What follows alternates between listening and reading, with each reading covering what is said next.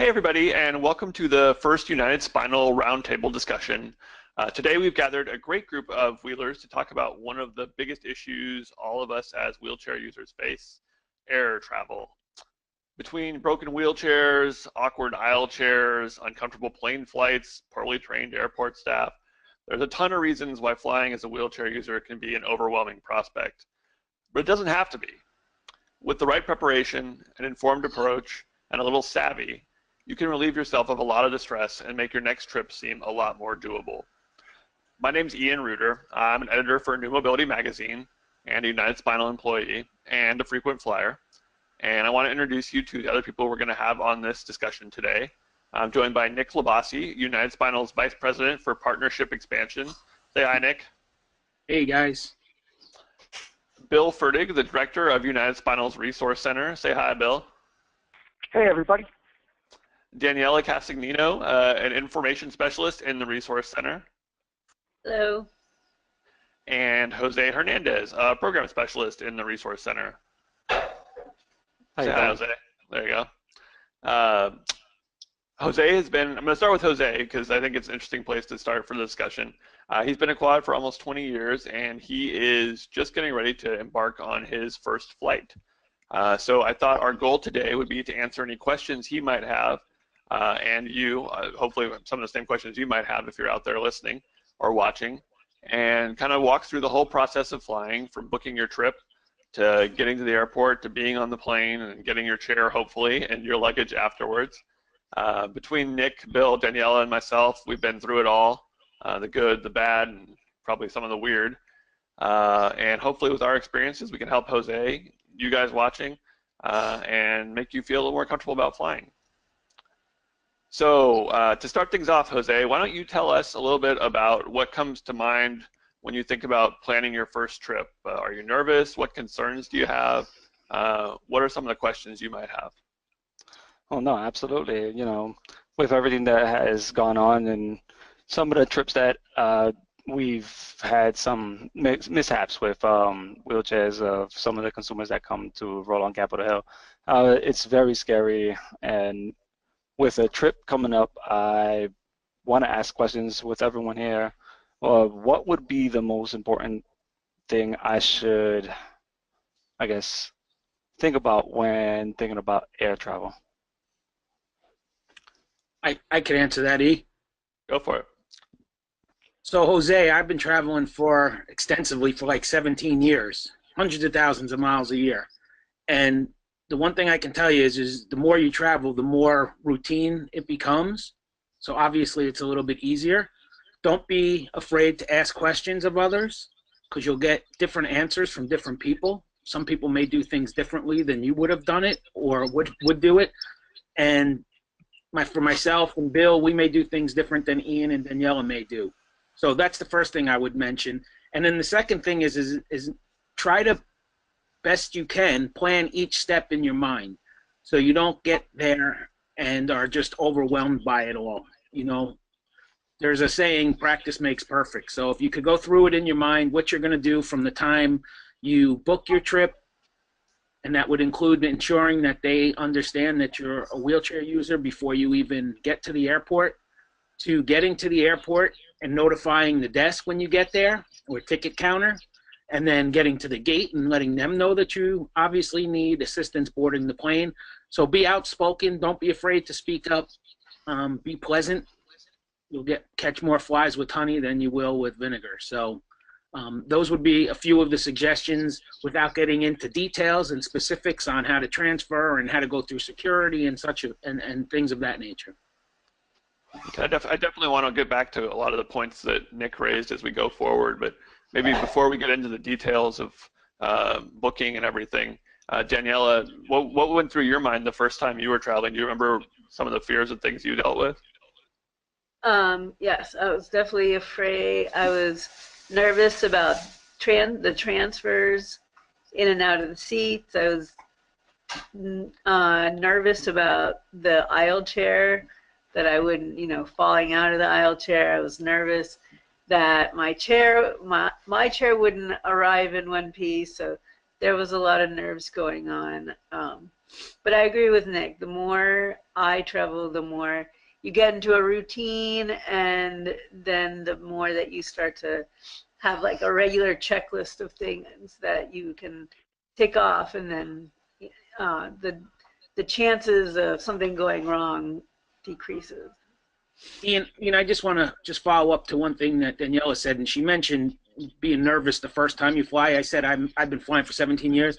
There's not a time that I'm at the gate and I'm not nervous, because there's a lot of stress with how you're going to board, and are the aisle chair going to get there in time, or is your wheelchair going to be there when you land? So there's always a lot of stress.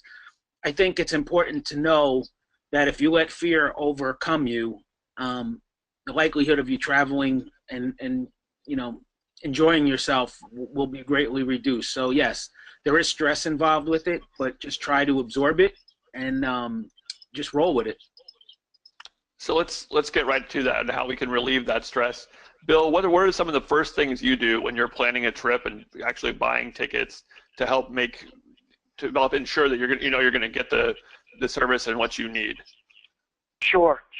And if I could just circle back to add to what Nick had to say, and Daniela, the biggest stressor for me to be traveling by air is time. I find that if I just relax and get to each step of the process early, I am much less stressed. It's trying to get things done at the last second and expect that they're all going to be done right, and are you going to be able to accomplish things the way you want to accomplish them at the last second when things might look like they're going bad. So I take the amount of time that it ought to take me to the airport and add an hour, especially if it's a new airport and I'm on the road on the way back. I'll just plain add an hour so I don't have to be in a rush if traffic's bad and I get to the airport 15, 20 minutes later than I thought I would. And same thing with getting to the gate. My first goal when I get to the airport is do everything that has to be done so that I have a leisurely roll over to the gate. And I typically, unless it's the middle of a connecting flight, I typically get to the gate before the gate agents even get there. So I'm cool. Don't have to worry about anything. I see the gate agent show up. I'm the first one at the desk. Hey, as a reminder, I'm going to need that aisle chair.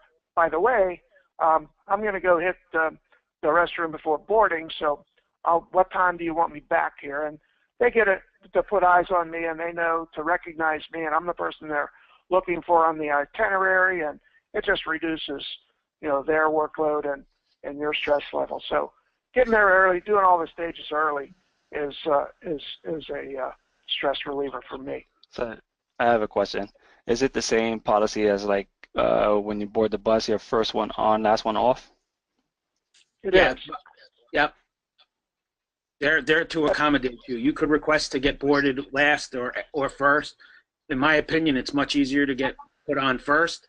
If you get put on last, they're bringing you down the aisle. You're cramped like this. There's people sitting. Their elbows are hitting you. There may not be room right above your head for your equipment or leg rests if you take them with you, or if you have an extra bag for medical supplies. So I would stress to board first. And generally they know, but I always make it a point when I'm at the gate to let them know I need a straight back aisle chair and assistance, and I would like to board the plane first. Is that okay? And then let them say yes. So it's locked in. And then I do the same thing as Bill. I'd like to go to the restroom right before we board. Can you give me an approximate time that you'll be boarding me? Bill, you were going to say something? I did. I had something that was actually a little more directly answering your actual question about preparing. When I'm seeking to buy tickets, there's usually a lot of different flight times available, and one of the most important things for me is ensuring that there's plenty of time built into the flight schedule if it's a connecting flight. 40-minute connecting time in an airport that you're not familiar with, that's going to be a stressor when you're getting off the first plane last and expecting to get on the second plane first. It sometimes doesn't work, and then you have confusion when you get to the gate. late. So if I can get a flight that has an hour and a half layover, I'd rather the trip take longer and have a little bit better of a chance of actually getting off the first plane last, on the second plane first, without a lot of confusion. So buying tickets, that's what I look for, as a generous layover time. And just to follow up on what Nick was saying, Jose, as a quadriplegic, it's a little different, I think, if you have a power chair than if you have a manual chair when you're communicating with the gate agents, because you're going to go down the jetway. If you go down first, and you're going to have your big chair there, and the aisle chair transfer is a little more complicated. You're probably going to need more assistance. So you want to make sure that you're explicit about what you need as far as getting into and out of the aisle chair, how you want to be transferred if you're not able to transfer yourself, because that's, I think, one of the areas where people run into a lot of problems. Personally, I travel with an attendant who the two of us are pretty well versed in it, and we're able to direct exactly what we want the assistance to be. I make sure there's at least one person there to help. And if I don't think that they're capable, I tell them that I don't think they're capable, and I ask for someone else. So always put yourself first, and never let them make you feel rushed. If it's their problem, if your things are late, tell them, hey, my health is more important than whether this flight's on time, and that's on them. So just put yourself first. Anything else to add there, Daniela? No, I would agree with everything that you guys have said, and I would reiterate what you said, Ian. That don't be afraid to stick up for yourself, and to I'm pretty insistent that when I arrive someplace, I don't want to transfer into the aisle chair until my chair has arrived at the jetway, and I've had to sometimes fight some of the ground crew about it, but I just try to be pleasant, and I say, no, that chair is very uncomfortable, and I can't transfer until my chair is here, and there's really nothing that they can do. So you really just have to advocate for yourself, as we all do in every aspect of our lives, but in this case it's extra important. And Ian, you touched on making sure you speak up for yourself, as did Daniela, and let them know exactly what you need. One of the things that I always try to do is I try to make it known any touch point that I have. So when I book it online in my profile, there's a spot that automatically selects wheelchair, cannot walk. So it knows when I'm booking the flight that it's in my SSR, which is a service record that's connected to the ticket, and it's the same with each airline. But I also do that for airlines that I might not have frequent flyer plans with. So I'll go in when I make the reservation and indicate that in the record, so it comes up in the SSR. And then I also, when I get to the airport, with technology the way it is, 9 out of 10 times you have the boarding pass on your phone, so you could really literally go right through security to the gate. I choose not to do that. I choose to go to the ticketing agent and let them know that I need a wheelchair, so that's another point before I even get to the gate. And then, like Bill says, I don't think I've ever gotten to the gate when the agent's there already, other than connecting flights, but I'm always there well ahead of time. And when they first come up, I give them a few minutes to get the screen logged on and into their system, and then I let them know again exactly what I need. So it's trying to minimize, and I do that throughout the flight, by the way. I mean, I'm not sure how far we'll get on this discussion in regards to boarding the aircraft, but I do the same thing when I'm getting brought onto the plane. I ask the flight attendant, can you please make sure that my chair makes it aboard? So at least when we land, I have someone that's on the plane with me that's accountable for it. And one last thing on this before we move on.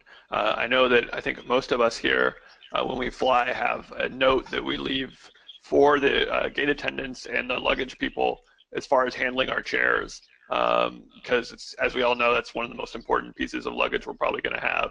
And giving them instructions for how to maneuver it is really important. I think, Nick, you have one that you use. You see that, Jose? Yep. Talk a little bit about that.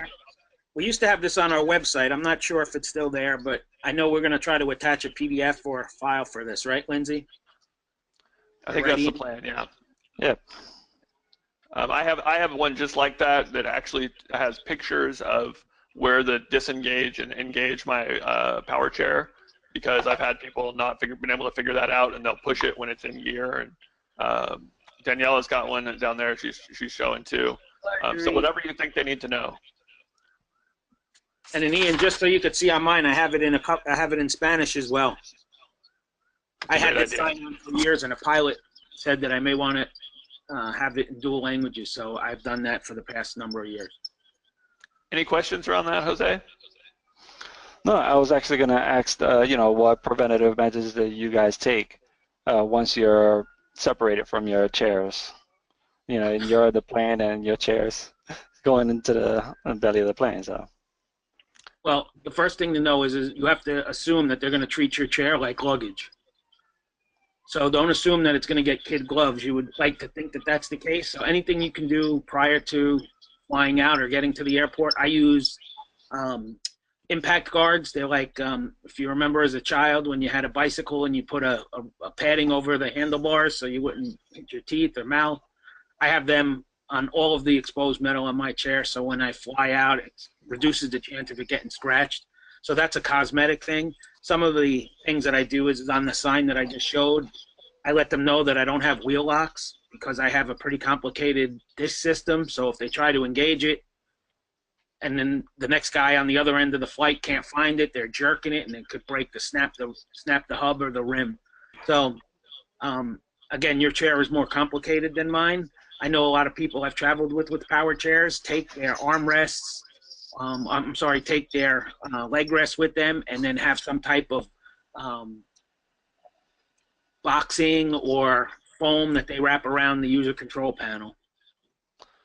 Yeah, and just to add on to that, with my chair, I take all the moving parts off the power chair, the leg rest, the armrest, my controller, and I put those in a bag that I take on the plane with me, just to minimize the number of things that could possibly get broken. One of the things that happens a lot with wheelchairs is they get placed on their side, whether you tell them to or not, and in my experience, that can cause problems. So just don't think that your wheelchair is going to be treated with kid gloves, because it probably won't. Any other stuff on that, or should we move? Bill, go ahead. I just had one other point. Sorry, Danielle, talking over you there. I just one other point from a discussion a little bit ago about pointers for advising the being firm with the, as Daniela pointed out well, with the airline staff about what your particular needs are. It's pretty universal that no one really knows which of the armrests on the aircraft seats are movable. Obviously, the bulkhead ones are not movable. I will not sit in a bulkhead seat or have people transfer me over top of a bulkhead seat for fear of getting a skin injury.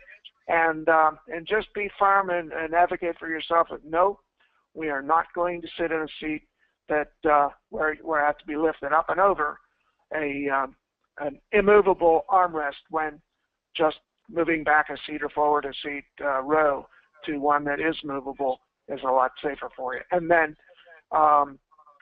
try to, you were talking about the chairs themselves a moment ago.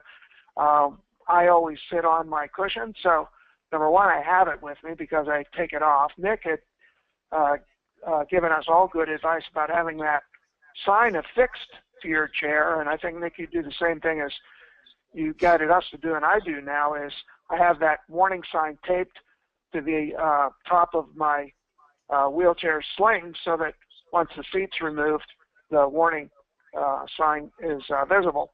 So I take my seat cushion with me, sit on it on the aircraft seat, and that way it can't get damaged or lost in the process. Daniela, do you prefer the bulkhead, or do you prefer seats with the movable armrests?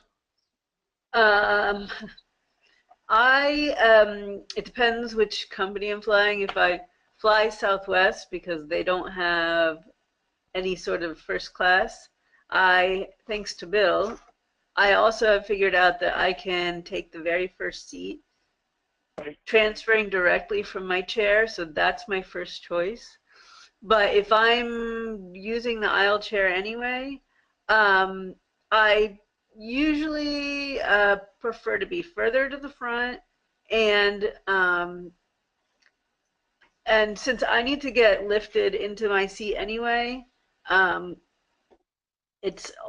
would prefer one where the armrest comes down, but if a bulkhead is available, I will take that just for the extra space, especially because if we do have someone in our row, if I have someone else in my row, that makes it easier for them to step around me if they need to use the restroom. Right. So I think different, with everybody's different needs, they have different preferences as well as what's more important for each individual person. Does that make sense, Jose? Are you familiar with the bulkhead? I am not. So on Southwest and a lot of other airlines, there's a divider between classes, and Southwest is usually right at the front since they don't have first class. And that row of seats behind the divider has extra space. Usually, there's not people sitting right in front of you, and if you're on Southwest, it doesn't cost any more to sit there. You get extra space for, if moving around, like Daniela said, if someone needs to get in front of you. It's just an option, but like Nick and Bill were saying, it might not be the best for some who are transferring because usually the armrests don't go up there. So it makes for a really difficult transfer if you're not lifting into it. But just something to be aware of when you're booking your seats. So let's move on, you guys, to being on the plane and what we do on the plane and some tips and advice for that. But Sorry, one more thing. Yeah, one more thing. You were talking about some of the airlines, like for example, I know United has a United Plus aisles that have extra space, and they will generally move. At least I've had the experience with United that they'll move people who have needs up into those aisles for no charge. No extra charge, so that's another good thing and that's usually like their first 3 or 4 aisles that have a little extra space. So with that, let's move to actually being on the plane. Is there a piece or something that you guys pack with you or have found to be incredibly extra valuable for when you fly, something that helps you make the flight easier? Maybe Nick, starting with you. Yeah, what I do is I use a briefcase that sits on my lap. So when I get to the airport, I take everything that's important to me, whether it's catheters, any other medical supplies that'll fit in there. And I always try to have at least enough supplies in there to last me a day or two should my luggage get lost. But I have my computer, my phone, my passport, anything that's really my wallet, everything is in that one place. So I don't have to worry about, did I take my wallet out of my pouch in the wheelchair when I get there? So by the time I get to the airport, I have the bag sitting on my lap. I go through security, and everything I need is in that bag. Once I'm parted from my wheelchair, I'm pretty. Other than not being able to get around, I have the medical stuff that I need to get by for at least a day. Ian, I would like to explain the version I have. I do the exact same thing that Nick is talking about, and it's worked very, very well for me as well. The version that I use, and I'm a manual wheelchair user, is I use a regular leather fanny pack as a chair bag. It straps to the outer area on one side of my chair, down tucked underneath the locking mechanism. It's not in the way, but because of the multi pockets in there, I have my phone, wallet, catheters, anything of value, my keys, everything of value that I don't want to lose is in that one bag. And like Nick says, in case your luggage is late getting there, you have your extra catheters. I have everything I need in that bag. So going through security at the earlier on in the airport, of course I have to take that bag off. I send the entire bag, fanny pack, through the scanner after taking it off my chair. When it comes out the other end, I expand the strap that's on the fanny pack and I wear it. And now I've got it with me, and it can't get lost. It can't get lost in luggage anywhere. And I wear it all the way through onto the airplane, back off the airplane onto the wheelchair, and out the door of the arriving airport. So everything I need, all my valuables and my backup catheter supplies are all in that bag. and lives on my chair until I'm flying, and then I wear it until I get to my destination. I think two of the biggest issues we all have to deal with are bladder and pressure sores. Maybe Daniela, how do you deal with those when you're going to be on a long plane flight? Sort of. I think it was Nick had mentioned maybe taking a blanket with you for privacy in case you do need to cath, which is a great idea also for any quadriplegics that tend to get cold, because flight up in flights usually they get cold at some point, or you can also use it if you need for positioning in your seat, roll it up if you need for balance and stuff. So like a small blanket is a really great thing to have. What about you guys? What do you do as far as managing your skin and making sure you're able to do what you need to do while you're on the flight? I sit on my cushion. Sometimes if it's a shorter flight, I won't do that, but I always have it with me. But generally, I'll sit on my cushion, and then I'm able to perform weight shifts. So I try to do that in my seat on a regular basis. And if there's not, if there's no one sitting next to me, if the seat's open next to you, I always choose a window seat. So once I'm in my seat, I don't have to be disturbed or explain to people when they're trying to get up to go to the restroom that I can't stand, and I have a spinal cord injury and go through the whole rigmarole. So if there's no one next to me, I'm able to lean to the side and do my shifts that way. So it really just depends. I think it's an important question. You don't want to disregard weight shifts just because you're on an airplane. So right. Figure out how to do it. If you have an assistant with you or something, however you need to do it, you need to still do it. And Jose, one thing, I have a suprapubic catheter, so I have a leg bag, which makes it a little bit easier. But just, I think everyone's saying, in case you didn't know, on a plane, you're not going to probably have access, unless you're flying internationally, to a bathroom. And even with my leg bag, I always take into consideration where my attendant will be sitting. And if I can, I like to get them to sit on the side of my leg bag, just because it makes it easier to empty it if I need to do that, as opposed to them having to get out in the aisle and do that. So just want to be aware of that and try and make it as easy for yourself as possible. Any other tips or tricks, you guys, or questions, Jose, about what to do while on the flight? Well, I was going to say, Nick mentioned that he likes to sit on the window seat, which would be nice. But for me, that's really not convenient. I need to be able to sit in an aisle seat just because for ease of transferring. So again, you have to figure out what works for you. And if you, if you're someone that has a major lean to one side or the other, you may also want to consider which side of the aircraft you sit on because of that. Yeah, I think those are all really good pieces of advice. I know we're running a little long, and I want to get to one last area before we finish up. And we talked before about the good, the bad, and the ugly. And the bad, I think, for most of us is having to deal with a chair that's been damaged or some of your property that's been damaged while you've been flying. And I want to cover that to try and allay any of your concerns. Have you heard horror stories about that, Jose? Absolutely.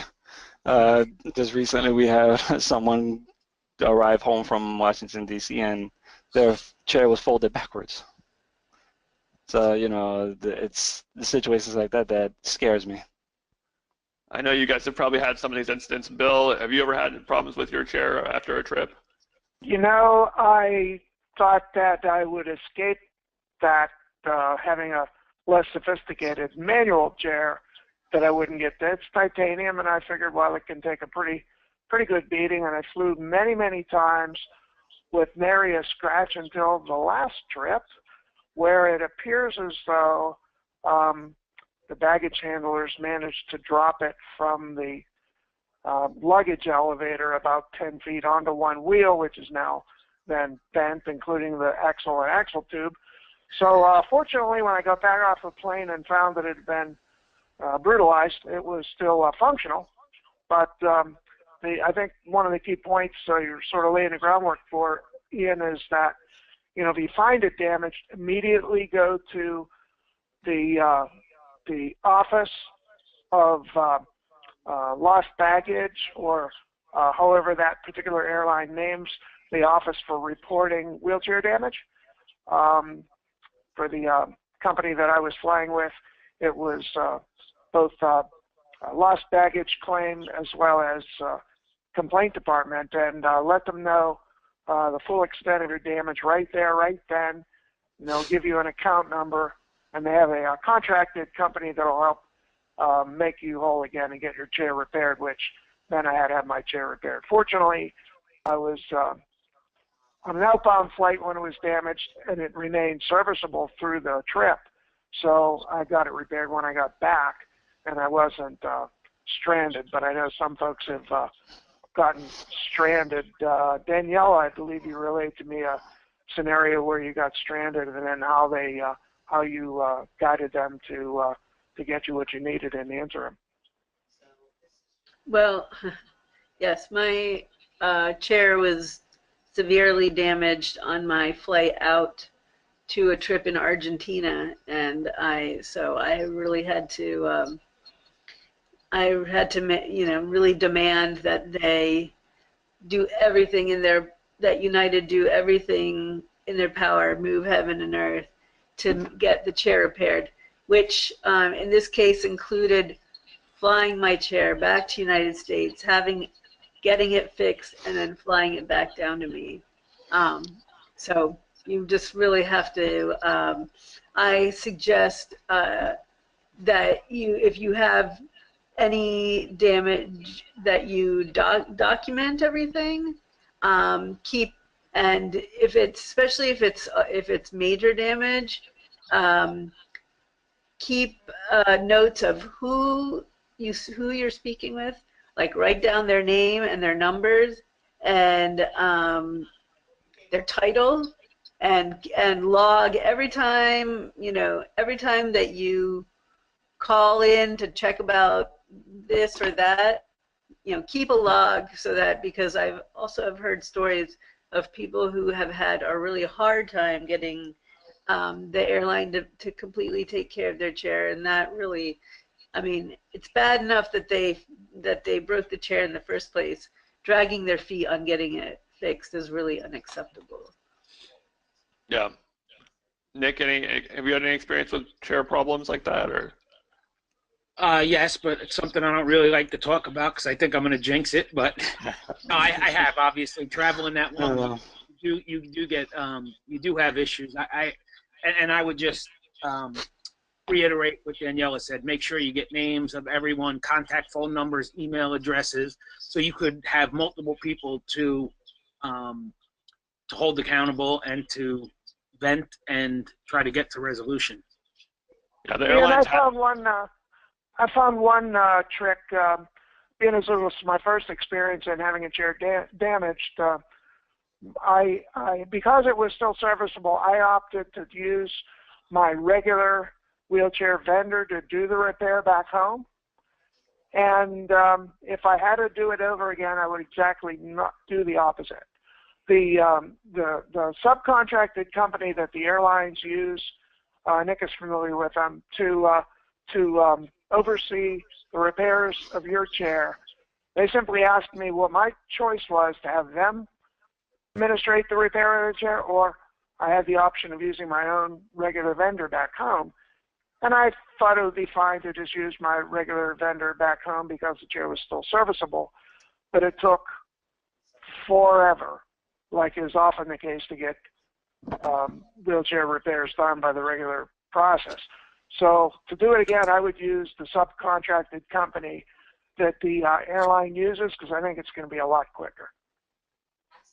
I was going to say, Jose, the airlines have to have a complaint resolution officer at every airport who is there to hear your problems, if you have any, God forbid, and make sure that you demand to talk to them if anyone's giving you any problem. I've had 2 chairs broken, which out of 100 or whatever flights isn't that bad, but it's really frustrating when it happens. And having someone there who is going to be responsible and has to take down all the information is really important. So again, just speak up and make sure you talk to the right people, and hopefully you won't ever have to deal with it. But if you do, now you know what to do.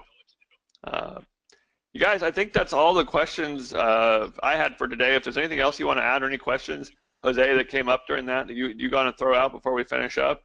Otherwise. No, absolutely. You guys have given me a lot of information, and I think I'm pretty good and ready for get on any flight.